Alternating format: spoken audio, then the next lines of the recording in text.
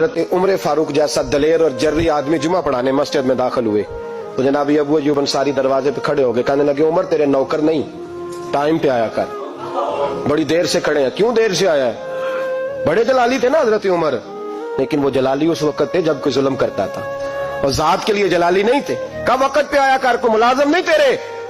تو سیدنا فاروق اعظم ممبر پہ چڑھے اور فرمانے لگے اللہ ابو ایوب انصاری کا بھلا کرے، جب تک اس طرح کے لوگ موجود ہیں کوئی بادشاہ بگڑے گا نہیں، اللہ اس کا بھلا کرے، اس نے میری توجہ صحیح۔ اور پھر عمر رو پڑے، رو کے فرمانے لگے مسلمانوں معاف کر دو، غلطی کوئی نہیں، میرے پاس کرتا ایک ہی ہے، اور عبداللہ کی ماں نے وہ دھو کے خشک ہونے کو ڈال دیا تھا، غریب ہوں، کرتا دوسرا کوئی نہیں، تو وہ ذرا نا خشک ہونے میں آ کے دیکھ لو، ابھی بھی گیلا ہے، مجھے معاف کر دو، میری غلطی نہیں ہے۔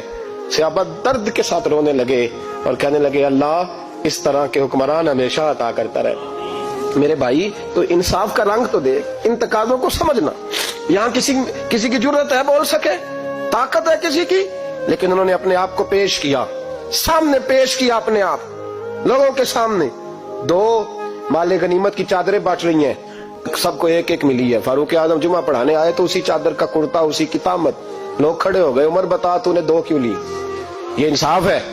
یہ عدل ہے؟ کیوں لی دو؟ حضرت عمر کہنے لگے میرا بیٹا جواب دے گا۔ عبداللہ بن عمر بولے، کہنے لگے ابا جی کے کپڑے بڑے پرانے ہو گئے تھے، میں نے اپنے حصے کی بھی اپنے ابا جی کو دے دی ہے۔ دیکھیں نا یہ انصاف میرے نبی پاک نے کیا ہے، صحابہ نے سیکھا ہے۔